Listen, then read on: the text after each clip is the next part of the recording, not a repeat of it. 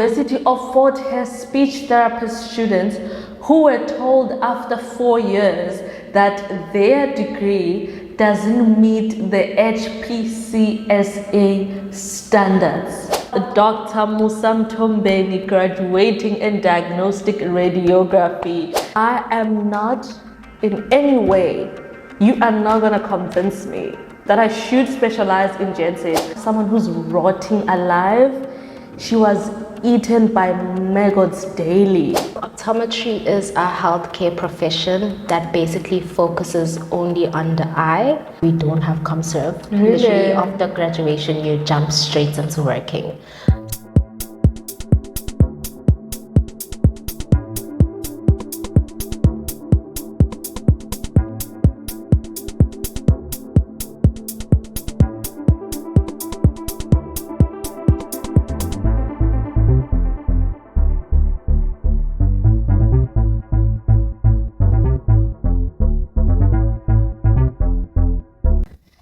Fanatics, welcome back to your favorite health sciences podcast, where you get the latest and trending news in health sciences and you get to learn about all the careers that exist within the health sciences. My name is Andy Swa, on my journey to becoming Dr. Andy, and I am your host.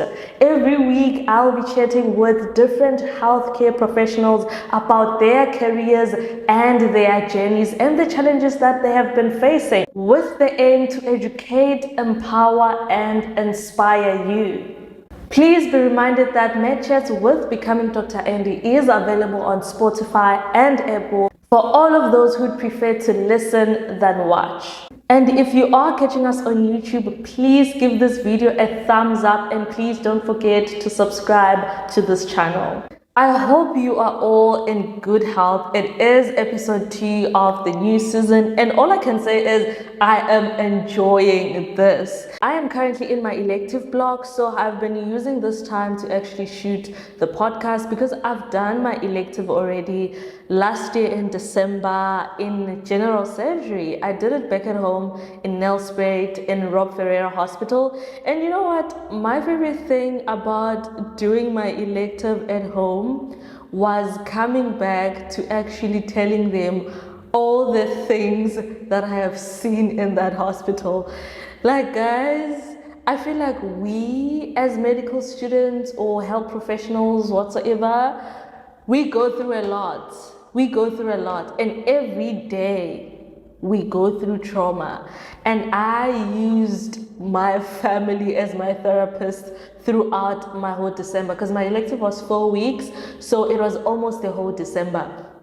And I remember, like, when I come back home, obviously my mom would be the one asking me, oh, how was your day? What happened today? She's really that kind of person to follow up, how was your day, you know? And I have my siblings there, my sisters, and, you know, if she's asking me what's going on, trust me, I'm gonna vent. I'm gonna tell you what is going on. But you know what? My sisters wouldn't want to hear none of these stories, because I am going to give you the most horrifying thing I have seen. And you know what? My mom would be the person who's like interested in hearing the story, but you can see her face disgusted when, you know, I start telling the story and stuff like that, because I go in detail. And you know, my other sisters will be like, yo, we do not want to hear it. Like, I would come back every day, and now I wouldn't even wait for them to ask me, you know. I'd come back every day and be like, yo, you guys don't believe what I saw, like, you know. And then my mom is like, you know, she starts being this is the funniest thing, you know. And you know, one thing about me, I am going to unpack the story for you. So like, I'll be going there and be like, yo, lumnye babe, wena singakanani. And my mom be like, you know, she's already giving that face without me telling what happened. And then my sisters be like, so kalile, asifuni kuyiva. And then the other one be like, wena siyadla. And you know what? I am not stubborn. I'm like, yo, singakanani, size sincinga. Oh my goodness, this is so funny. If you literally come across me, ask me a story about what happened in the hospital. And I was doing general surgery, so the stories, trust me, they would bang. Like, and when I am telling them in Swati, best believe me, like humor. The worst thing that I've seen actually during my elective there was necrotizing fasciitis, which is a flesh-eating bacteria. So there's this woman, HIV positive, diabetic, I think she defaulted her medication, came in with her flesh being eaten by a bacteria. You know, like rotten, someone who's rotting alive. She was eaten by maggots daily. That was the most scariest thing that I've ever seen. And that day I couldn't even eat food because it was smelling so bad in the wards. I've never seen something like that. And you know, I told my aunt who's a nurse about this story, and she's like, what if you decided to quit? Like, they can't show you these things, you're still young. What if you decided to quit on this degree? I was like, facts, no fact. But what I can tell you is, I am never specializing in general surgery. I think while I was going through that rotation, the things that I have seen, the smells, I was like, I am not in any way, you are not gonna convince me that I should specialize in gen surg. I am telling you. Talking about specializing, about a month ago, the College of Medicine of South Africa had a graduation. I am not talking about any ordinary graduation. I am talking about graduation of the specialist doctors. We are talking neurologist, neurosurgery, cardiologist, orthopedic surgery, all the surgeons, anesthesiologists, psychiatrists, pediatricians, dermatologists, radiologists, all the specialists that you can think of. And guys, I was so inspired. I was so inspired. I was like, oh my goodness, they are living my dream. Like, how does it feel to live my dream? I was so inspired. Like, I was literally scrolling on TikTok like, oh my goodness, this is amazing. And you know what? I have realized that actually, you know what, in this degree, you will always have something ahead to achieve. Like, I now feel like achieving an MPCHB degree is like a matric certificate, because you know what? You watch all these graduates who have like these big qualifications and stuff like that, and you're like, an MPCHB degree sounds like, you know, it sounds like a small thing if you are comparing it to them. Obviously, I mean, it is still a big thing, don't take me wrong. I mean, it's still a big thing, still a goal of mine, but like when you're comparing it to what you still want to achieve, if you want to specialize, this feels like a matric certificate. And you know, guys, interesting story for those of you who don't know, I came into medicine because I was interested in cardiology. You remember in like grade 9 when we were learning about the body systems, and you know, you have your digestive, your respiratory, your cardiovascular, and all of those systems. And I was so interested in the cardiovascular because I had mastered the 4 chambers of the heart, and I knew which type of blood flows in the veins and which one flows in the arteries, and I knew which one is a ventricle and whatsoever. So I was like, you know what? I think being a cardiologist is my calling. Like, I was like, oh my goodness, cardiology is just straightforward. The heart is pumping blood, and that's it, you know, vibes. So I was interested in that kind of topic. I was interested in cardiology specifically, not in anything else. And in my mind, as a grade 9 student, I thought I was going to come into med school and study cardiology. Yeah, go ahead and laugh, because joke's on me. I thought I was going to come here and just go straight in and studying only about the heart. But I found myself having to study everything under the sun concerning biology and medicine, all the things that I'm not interested in, including all the renal, the lungs, the reproductive stuff. And I mean, I don't know. I'm not mad that I got to study everything or that I get to study everything. I think it's good. Just that in the beginning, your first and your second years, medicine doesn't look like what you or I have dreamt it to be. It didn't look like what I thought it was. It was a lot of like physics, chemistry, biochemistry, languages, and whatsoever. I was like, what? And the worst thing is, here at UCT, we do not have a cardiology block.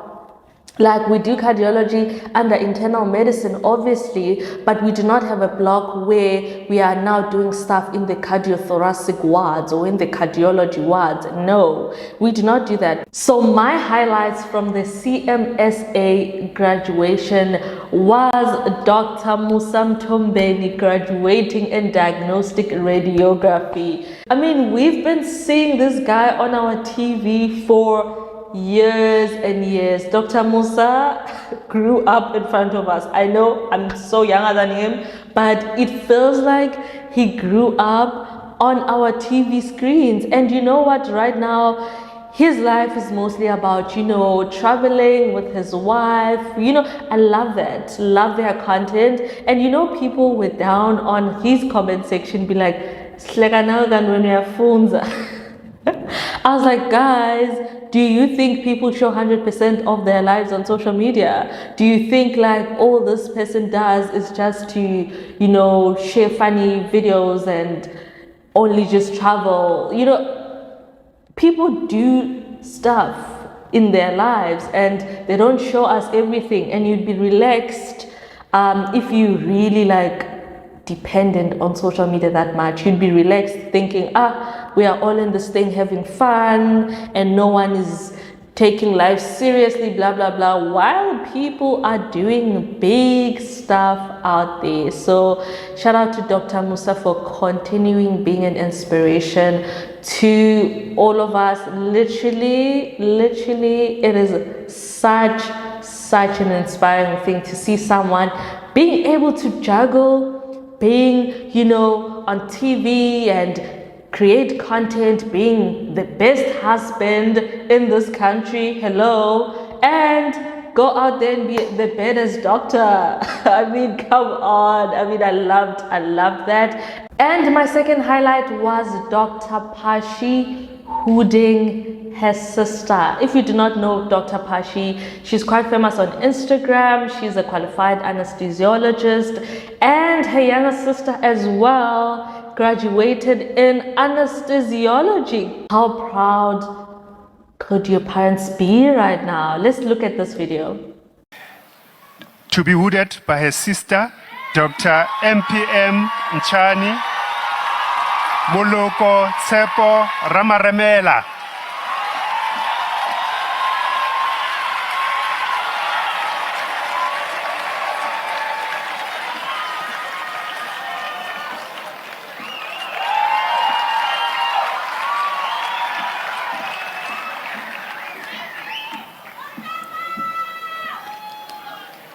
Like, not only your daughters are doctors, but they are specialists. That is crazy. That is on high level breaking generational curses. That is on high level black excellence. Like, I love to see black women succeed, especially in this field, because we know the history of this field that it didn't favor us. So I am super inspired to see this. And the last highlight that I have from this graduation was Mr. and Mrs. Bones. Guys, I came across this video on TikTok where the husband was hooding the wife, and both of them are in orthopedic surgery, hence they're calling themselves Mr. and Mrs. Bones. How cute! OMG. I'm like, stop. That was so cute. Here's the video. To be hooded by her husband, Dr. TJ Makwela Nyiko Nsako Mukansi.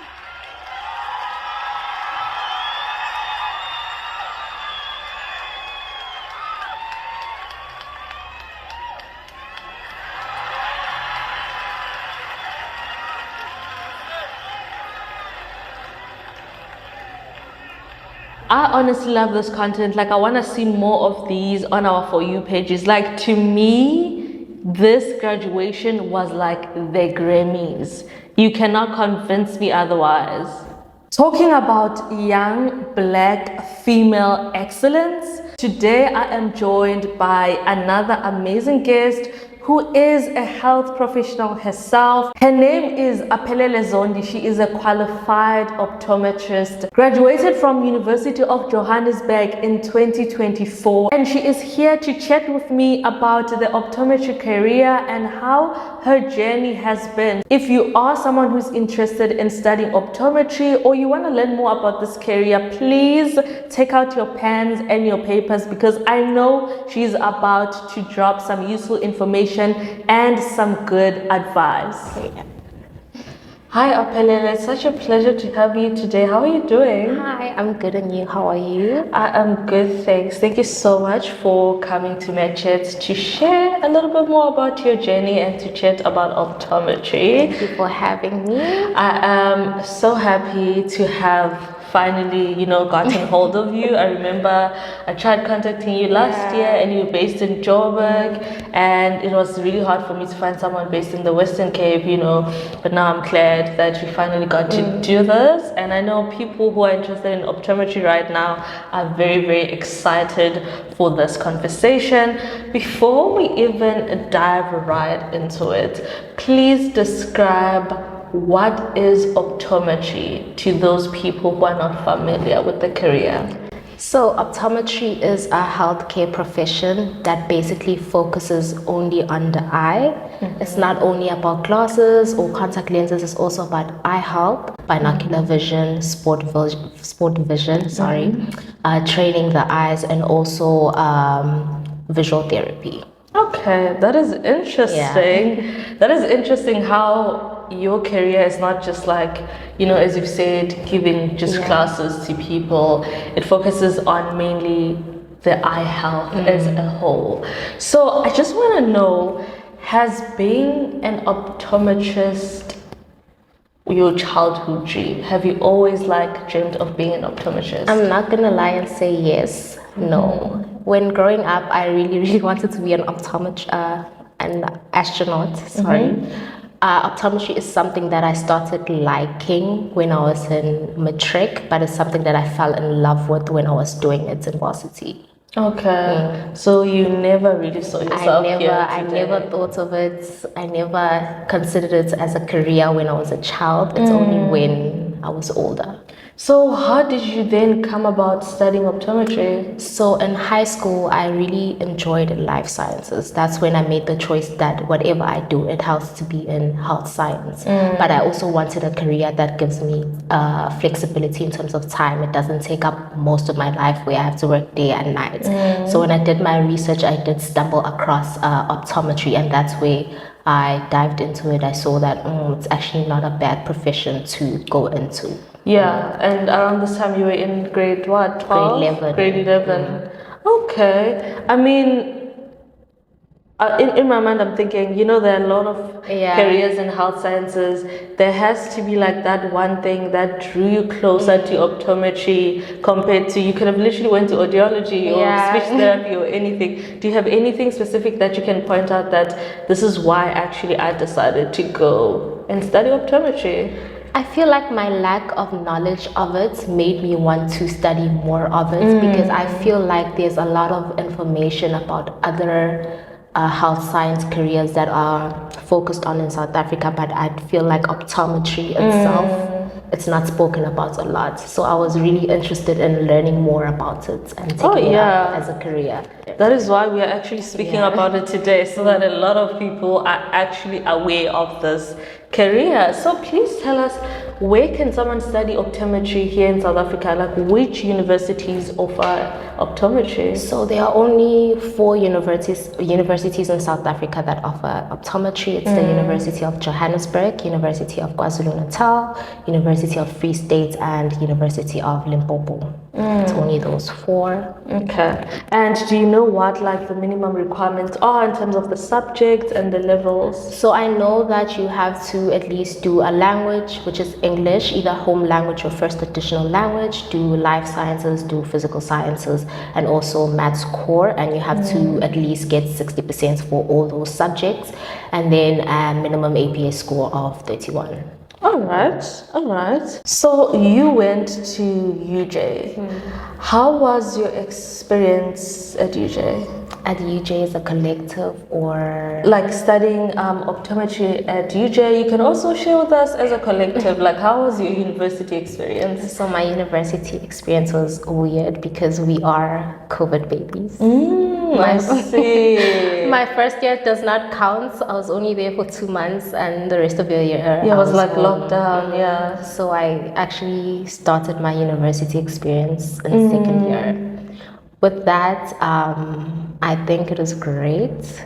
I had a lot of fun both socially and academically. I made a lot of friends, met a lot of people.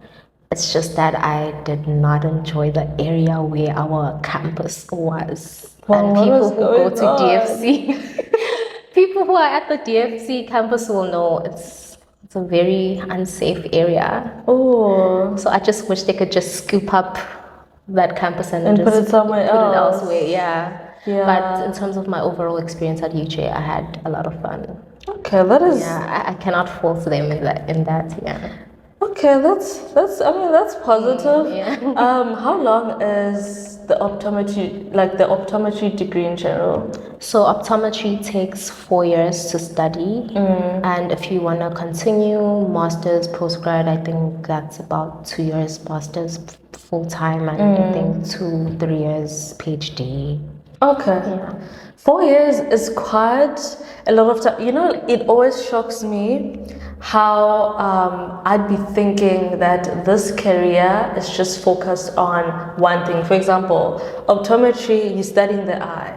And immediately when you say 4 years, I'm like, what are you guys studying for the whole 4 years?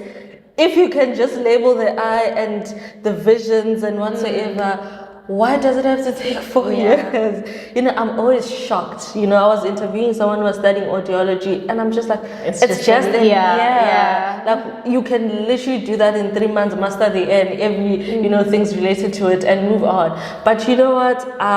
That's why I love chatting with someone who is in that career to actually explain to us, what do you guys really study? So can you explain to us, like in a nutshell, in each year, what do you guys really study in optometry? So in optometry first year, you really don't do any optometry related modules, but I feel like it's the same thing with most courses. Like, do you guys do like physics and chemistry? Physics, chemistry. I hate that. Psychology, It's like a waste of stats, time. anatomy, all those, like basically repeating what you did in matric. And then it's only in second year when you start doing more optometry related subjects, where we start doing introduction to optometry. We start doing dispensing. There's a whole dispensing module.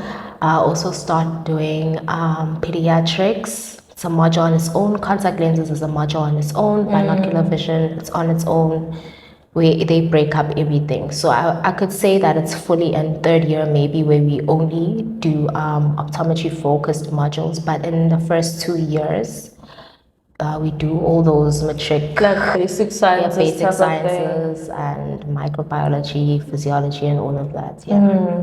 And can you say, like, in your third and fourth year, you're mainly based in the hospital, clinics, and seeing patients? So we had a clinic on campus, an optometry clinic on campus. So in that same building, the clinic was there, and we also attended classes there. So we never really had to go outside a lot. We had clinics where we had to go test outside. We used to go to Helen Joseph hospitals, but we had the facilities to test on campus. Did you have like real patients come to your campus? So yeah, we had real patients, both peds, older patients, general eye tests, binocular vision, pathology, contact lenses. So we had all those clinics on campus. Okay. And it had to be real patients, not practice. And when was the point where you actually realized that I made a great decision by studying this career? It was in third year.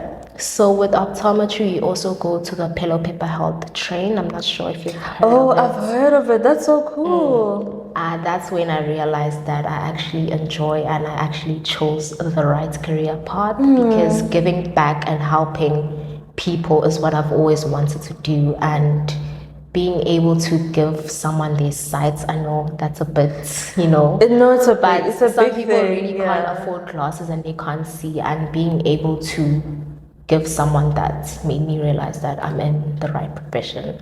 Okay, is it part of your program to go to the train? Yes, you have to go both in third year and in fourth year for 2 weeks. Wow, that's a great initiative. Hey, I've heard about the train somewhere back in first year, second year. I feel like the people came and did a presentation for us, but it was the thing of, if you would like to work there, you should apply at your own time, take your own time outside of school. So I think it is really such a great idea that they incorporated it within your degree, because I feel like, I was interested in doing it because it sounded like a really great experience, to learn more and give back to the community, as you've said. What can you say has been like the most challenging thing for you when it comes to studying optometry? I feel like balancing your academics and also balancing your life in general, because I feel like it's the same with all health science courses, where the more you progress in the degree, the more it takes up your time, the more modules you have. I don't know, some people it's the other way around. By final year, I still had about 7-8 modules on top of research, on top of clinics, because we had to meet a minimum number of patients to be able to get our degree. Oh, I see. So basically your challenge that you had was to balance your personal life and actually studies. And what kept you going through those challenges? I know we take this lightly, but the making friends in your degree is important, because when you do feel overwhelmed, when you do feel like, no, this is too much, I cannot handle it, it's great to have someone who can help you, especially if you're not maybe understanding a concept, or if you're not balancing understanding a certain module, or if you just genuinely are just overwhelmed. It does help having people to help you. And yeah, I do believe so. Like, having a community university is one of like the greatest thing that you can do to yourself, because also it comes with a lot of resources. You guys share a lot of resources, and if you're struggling, you guys are struggling together and you pick each other up. So I think friendship is one of the most important things that you can have when it comes to university. So what are the things that most people believe about optometry, or a myth that you can break right now, something that's not true? People firstly think that wearing glasses makes your vision worse, which is not true. It actually helps your eyes relax a bit more, because if you don't wear your glasses, your eyes have to overstrain or overwork to be able to clear an image for you, which that makes it worse. Whereas when you're wearing glasses, they're a bit more relaxed. And also this thing of saying that the medicine in the glasses is finished. I'm not sure if you've heard of that. No, I've never heard of that one. But I've heard that people saying, ever since I started wearing these glasses, now I cannot see without them. Like, my vision was better before I got the glasses, but now ever since I started wearing these glasses, now I cannot see without the glasses. I've heard that one. You see, with that one, I always say that when you're not wearing glasses, you have nothing to compare vision to. So let's say that I can't see your screen right now. My vision is blurry. I have never known a better vision besides what I'm seeing. So I start wearing glasses, my vision is now crystal clear. But when I take them out, now because I know what better vision is, I'm gonna say that I can't see now with my glasses, if you get what I'm saying. Do you think that's the reason? I mean, I was thinking, I don't know, because they sound so convincing that, you know what, back then, before I had my glasses, I was able to maybe read text on my phone, but then I was not able to see text on TV, for example. And then now that I have glasses, I can read the TV obviously and my phone, and it's fine. But then now when I take them out, I can no longer even read my phone and the TV. Now, it's gotten worse than it was before. I don't know, maybe it's because now you are used to your glasses, and I feel like your eye is adjusting, is now used to the glasses. I don't know, you can tell us better, but I mean, it is not true, guys. Wear your glasses. Your reasoning sounds really, it does sound true, because now if you've been wearing your glasses for so long, you forget where you were before your glasses. So now you are comparing this blurry vision to the vision that is clear when you're wearing your glasses, and you do not know now whether this blurry vision was the exact same one as the one I had. So I get you on that one. I do get you, but I've heard the one about medicine. What is it about it? So it's usually said a lot in the Zulu culture. They say ukuthi umuntu uyaphelelwa kuyibuku. Really? After some time, which means does it get maybe scratched or no? So basically, people think that with glasses you put some medicine in there to make you see some people, but actually it just means that your eyes are getting a bit worse. If you don't see as clearly in your glasses, it just means that your eyes are getting a bit worse, and you need a stronger prescription. Okay, I was going to say wipe those glasses and put them back. But no, I get you. I actually did ophthalmology last year. So, but then in ophthalmology, we get to see the weird and the wonderful things about the eyes. I feel like you guys are able to focus more on the basics and master the basics. For us, when we get there, already a knife is on the eye. All the neurology. You have to, all muscles, those complicated stuff. So understanding, classes and all of that stuff, it's not really stuff that we do a lot. But I do get you. So after graduating, where does your career path lead you to? I know, when it comes to medicine, we do internship and community service. Is it the same as you, or is it different? For some reason, I think optometry is the only healthcare profession where it's different, where we don't have ComServe. Really? Literally, after graduation, you jump straight into working. So with us, in final year, on top of doing all your modules, on top of doing your honors research, we have to do clinics. So we have to meet a minimum requirement given by the HPCSA to see 10 pediatric patients, 10 binocular vision patients, 10 pathology patients, 15 contact lens patients, both hard and soft, and 120 general clinic patients, which is the glasses and all of that. I feel like I'm missing a clinic or low vision and 10 low vision patients.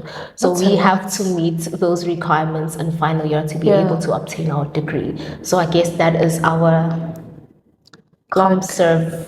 We have to, and instead of us going to the hospital the next year and doing all of that, they make us do it in final year. Oh, really? Do you get paid? No. I'd be so mad if they took internship and they put it in this medical degree and be like, we're not paying you. Sounds like a scam though. Imagine right now you're already overwhelmed with your modules. You're already overwhelmed with your practice and all of that. On top of that, you have to meet a minimum requirement of something to be able to obtain. What? That is crazy. That's insane. I didn't know that. I really didn't know that. So okay, fine. Let's say now that you've graduated, what are the options that you have? What can you possibly do with your degree from now? You literally have to start applying for jobs. Yeah. It's literally that. There's no ComServe, and also optometry is not found a lot in public hospitals or hospitals in general. It's mostly private practices. So you have to start applying for jobs there and finding a practice that will accept you or works for you. Yeah, you know, currently there's this just big issue about like unemployment of doctors in South Africa, and I was just like wondering if is there enough job security when it comes to optometry? I mean, now if you say when you're saying that the government doesn't really like provide much jobs because you have to, there are not like a lot of spaces there. You have to look at the private sector. I mean, now I'd assume you guys have like even fewer job opportunities, but do you think in your career, do you guys struggle with job security? Funny enough, we don't, and I think that's because in the 4 universities that do offer optometry, there's only about, I think we were 40, if not 30 something in our class. Oh, so you few. So if let's say we were all 40 in all the varsities, so that's like 4, 8, 12, 160 graduates per year. And like Gauteng, Limpopo, KZN and Free States. But there's other provinces that don't have optoms. So people will work where they are, but there are other vacancies open in the other provinces where people don't go to. I'm not sure if I'm making sense. You're making a lot of sense. So there are a lot of job opportunities because not a lot of people graduate per year. And also there's just other provinces where optometry isn't there. So they need to take people graduating to the Northern Cape, also here Western Cape, because there's no optometry here, and all the other provinces. I hope I'm making sense. You are making perfect sense. Wow, that is great. So you never really struggle much about getting a job. That's a luxury. You know, like I get questions from high school students saying, oh my goodness, we see doctors are unemployed. What can we do now? Do you think medicine is still the great option? Which career is best? I'm always like, guys, we are in South Africa. There are no jobs. But now I think I'm going to be like, try optometry. You know? I stand to be corrected, but that's my take on it. Sense. It does make sense. From the people that have graduated the year before and the people, my friends now, all of us are employed. There's no one who's not working. Yeah. And I mean also if you do not really have to do like the internship and ComServe, which means you can literally work anywhere that you want to and apply wherever you want to. Okay, that's amazing. I feel like that's amazing. So where are you in terms of your career right now, and how are you finding the workspace? So in terms of my career, I am currently doing a graduate program. So when I was in final year, I applied for this graduate program rather than going straight into work, just to learn as much as we did study optometry school. But I feel like with optometry, it's more retail also in South Africa because of the private practices and it not being offered a lot in hospitals. So I applied for a graduate program, which I'm doing right now, just to learn the in and outs of optometry in addition to the testing and the clinical aspects of it. Okay, is it like a sort of specialist in a way? Like are you specializing in a certain module? I'm not sure if I'm trying to not to medicinize your career, but I'm trying to understand like what is the graduate program? So the graduate program, it's something that is offered by a company, basically. So this company came in and said that we're looking for students. You want to take them into our graduate program, train them for a bit before we fully let you be an optometrist. If that makes sense. So you learn the ins and outs, not only the testing side of the optometry franchise, but also working in the lab, dispensing and all of that. Is it more like internship or like postgraduate studies? That's what I'm trying to understand. Yeah. Oh, I see. I still test, but I'm also on the dispensing side, the lab side, seeing how the glasses are made, how they are cut and fit. Yeah. And you getting paid this time? Yes. Okay. Oh, definitely. I love to hear that because I was like, no, girl, this gotta stop somewhere. But I'm glad. It sounds really interesting. I mean, especially here in the Western Cape, I feel like there are a lot of opportunities, first of all, and secondly, you learn a lot of skills in terms of the business side of things, you know. So I think maybe it is like a skill that you can use in the future. Yes, most definitely. Yeah. And talking about this, do you see yourself opening your own practice one day? Being in Cape Town and doing the program that I'm doing now has actually changed my whole mind in terms of where I wanted to or what I wanted to do with my career. At first I thought that, you know when you're done with school after fighting for your life, you're like, I'm never touching books again, I'm never going back to school. I thought that I'm never going back to school, I'm just gonna work for someone, maybe possibly in the future, maybe open 1-2 practices and retire. But right now I feel like, yes, I am gonna open my practice in the future, but I still want to study further. Oh, I see. Oh my goodness. I think I want to study further. Okay, what exactly are you interested in So studying? I'm interested in myopia control. So I want to do my master's in that, hopefully. Yes, girl. Myopia control, because there is a high increase of people who are becoming nearsighted globally. I see. Yeah. So there is a problem where like everyone is becoming nearsighted, distance vision is a problem, and it's mainly because of our increased usage of screens. Girl, you gotta call me out on that one, because I do get it. Yeah, I get a lot of children or patients overall that are very myopic at such young ages, which means that at some point in their life, they're going to have a very high prescription, which is prone now to retinal diseases like retinal detachments, macular degeneration, glaucoma, and all of that. So I've been getting a lot of myopia patients, which has made me interested in just, let me just research myopia and ways to control it and manage it and to stop the progression, more especially in children. That is so smart. That is so smart. Wow. So, what advice would you give to someone who'd like to pursue optometry?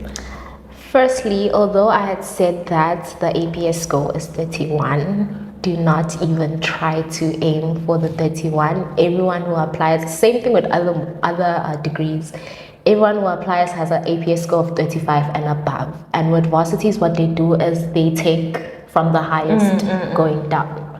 And also start taking school seriously in grade 11. Don't only start being serious about school in matric, you will feel overwhelmed, if so earlier than grade 11. But if you want to start taking matric seriously, start in grade 11. It will make your matric experience better and make your marks better, meaning that when you apply for optometry or apply for any degree that you want to do, your marks are, within.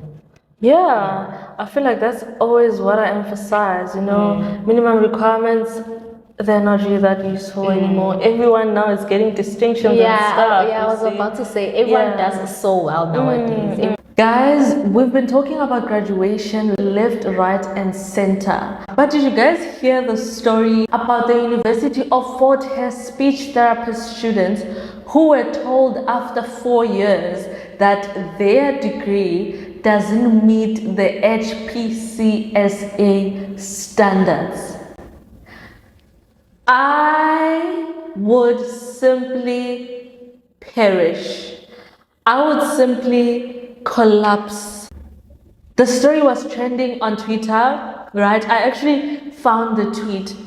It was posted by News24 with the headline, "After 4-year slog, Fort HARE speech therapy students told qualification doesn't meet HPCSA standards." And I've been actually reading the comments, of which some of them are actually funny. Someone wrote, "A lawsuit should be in order. Refund all the students, including all accommodation and traveling expenses." It also highlights HPCSA's dysfunction as a governing body. Why allow an institution to operate without the proper accreditation? Institutions must register their students yearly, so how did that get missed? So because I wanted to understand the story fully, I went to dive deep down to see where it actually started. And let me tell you, So what happened was, in 2018, University of Fort Hare enrolled their first cohort of speech therapy students, right? This was like their first set of students, I'm assuming. And then, so fine, they were studying for like, the degree is 4 years. But then the students themselves raised a complaint. According to this article that I found that was posted by Sunday Times in August 2022, it says that the students were accusing the institution of offering a low standard course. So which means that they did see that something fishy was going on here, and the university actually denied those allegations. This is how the institution replied. According to Sunday Times, this was said by the Director of Institutional Advancement. The university denies false claims that the program is under review and/or that the program's accreditation is under dispute or being rescinded. The most recent review by HPCSA was in 2021. Based on the evaluation of the program, the university met all the requirements and received the necessary accreditation to present this program. So basically, the institution blamed the students that they didn't meet the required clinical hours and they didn't log them on, that they have actually done the required hours. And I was like, that is a high level of being gaslit, because if you are running a whole institution and you have a whole program with course conveners, deans, lecturers and all of that, you can't be missing that students are not getting stuff right for a whole 4 years. But apparently it seems like the main issue was in their 4th year, that they couldn't complete enough clinical hours that is required by the HPCSA for them to say you have actually now qualified to be a speech therapist. So the article also states that the representative of the group of students said that the university was not offering them enough clinical exposure for them to be able to meet the clinical hours required by HPCSA. And when they went to ask the university said, we got everything under control. The HPCSA has been checking us. Everything is perfect. Our program is running great. Basically, it is a you problem. You are the one who are not meeting the hours. You are the one who are not logging in the hours. On our side, our hands are clean. So the issue has been going on since 2021, because that was the year they were supposed to finish the degree. So 2022, 2023, it's been a pending case. And man, I am thinking, like, imagine having worked so hard to get a degree, and at the end they tell you your work has been in vain, like you do not qualify to graduate. And I am thinking now, because this case has been like going on since 2021, you do not have a qualification, therefore you are in a state of confusion. Should I go and apply for another degree and start afresh, or should I wait for them to solve this matter? Will they send me back to 2nd year? What is it that's going to happen? And I'm thinking people probably lost their funding during this process. People lost job opportunities if they had to move maybe to like internship or community service. They lost that opportunity because now they've been waiting to graduate. When I actually went back to follow up the story, I saw that there is actually an update. The students were finally able to graduate in 2024, and apparently there were 13 of them, and the HPCSA came forward and said that it was dissatisfied about how the program was structured, the program staff, the assessments, the resources, the clinical education. In fact, everything about it was not good enough. But finally, they managed to clear the students and they were able to graduate. Honestly, they deserve a round of applause. Congratulations to them. And that is how we wrap up the 2nd episode of CHATS Season 2. I hope you guys enjoyed it. I had a great time. This episode was hot. I've learned a lot, especially from our guest. Don't forget to check out Chats with Becoming Dr. Andy on Spotify and Apple. And please give this video a thumbs up and subscribe to my YouTube channel. I'll see you guys again next week, where I'll be giving you the latest and the trending topics in health sciences, and where we're going to be learning more about another health sciences career. Let's meet again next week, same time, same place. Nisale kahle.